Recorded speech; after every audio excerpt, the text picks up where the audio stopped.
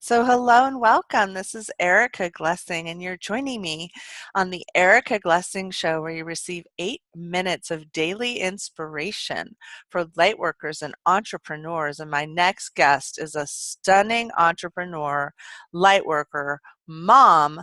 Oh my goodness, she also meditates. So, hi, Lana Schlafer. Nice to meet you. Nice to meet you, Erica. I'm so excited to be here. I know. Just saying hi to you on the chat was such an affirmation of my reality. So thank you for being you. Co-creation at its best. Yeah. So when you say, like, I can change anything or I'm at creation, some of our guests are having trouble with their finances. Some of our listeners would like to have more money coming in. Tell me a little bit of what your secret might be for that. So I feel like there is a vibration that we have in our life, and then in certain ways we are really rocking and rolling, and all of us might have areas that aren't quite where we want them to be. And it might be money, it might be relationships, it might be health. And I really feel like if you know how to use the template for deliberately creating what you want in one area, you can use it in any area. So money is the same, and money is actually way easier. I always like to say money doesn't have feelings, doesn't talk back to you, unlike in That's a relationship. right. So money is one of the easiest things to meditate, to manifest, because it really has to do everything with your own point of attraction, and you can't have the illusion that somebody else is creating in your reality. And so, in my programs and in the 5-day Master Your Life Challenge that's coming up, I really take people step by step for how to identify what they want. That's the first step. So most people will tell you, well, I want more Well, money. wait, before we get into that, Yeah. so we're definitely going to share with everyone your challenge, so you can just relax. We'll give that a couple of minutes of time on the 8 minutes, no problem. I think I still feel like I need to introduce you to my audience a little bigger. Some of my audience already knows a lot of the people I interview. Um, and you're a brand new name to a lot of my audience. So, do you want to just maybe back up a little bit and just say kind of how you got into meditation and how you started teaching it?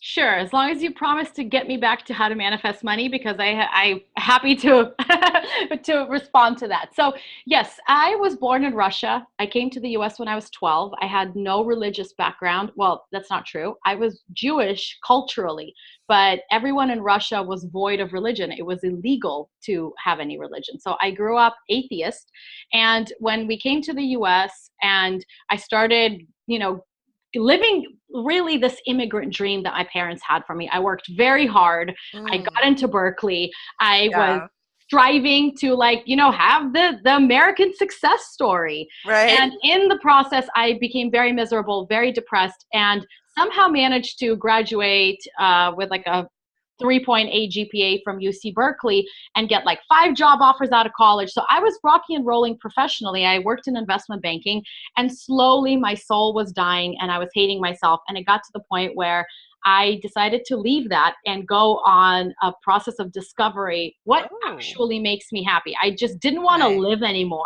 And so I Yeah. was like, well, this is as bad as it's going to get, I think. So let's see what else is possible. And it's been what is it? It's been what, like 12, 13 years since then. I feel like I'm still on that process of discovery. But during that time, Yeah. That's I it. worked as a success coach and got trained to be a life coach for university students. I worked as a project manager. I got certified to teach yoga, and I started running yoga teacher trainings. I have the highest yoga certification, the 500-hour registered yoga teacher. I then did personal training, and I really kind of explored, well, okay, I can help people in this area of their life. But then I realized they were coming to me with really emotional, heavy things that I didn't know how to hold space for. So I went to graduate school to Institute of Transpersonal Psychology in Palo Alto, actually. Oh, nice. And then I was really doing self-transformation. That was my focus. And Uh-huh. learning how to hold space, learning how to be a healer by the presence of my healing.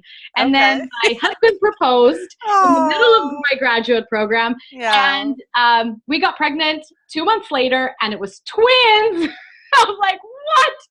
Life totally threw Yeah. me a curveball, and I ended up leaving grad school and Okay, Lana, really, Lana. really. So I would say I'm half a Oh my years because gosh, I didn't. I think that's the longest sentence in the history of my podcast. So Well, let's so just basically, let's take another breath. Take another breath. There we go. I talk fast. I'm breathing as I'm Take talking. another I'm in complete alignment and breath. excited with what I'm And saying.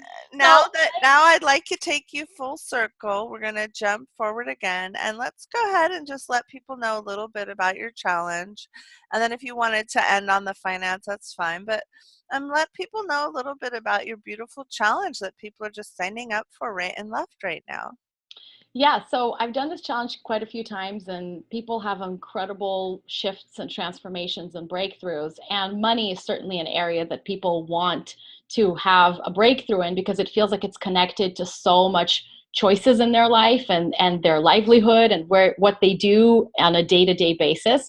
So in the challenge, I'm taking you day by day through different steps and ways of and approaches of how to tune into what you want, how to let go of what isn't serving you, and how to be Nice. able to do it on a consistent and deliberate level, which is where the mastery comes in. It's one thing to have something that happens that's wonderful and you're celebrating, but you don't feel like you can actually do it again.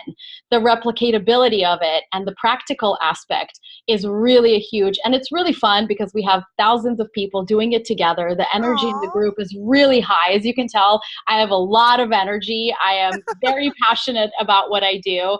And so one of my premises is that you don't actually have to meditate if you don't want to manifest everything you want in your life. And you don't have to do vision boards. You don't have to, there's so many ways and so many paths to Nice. manifesting your desires. And I like to present a buffet.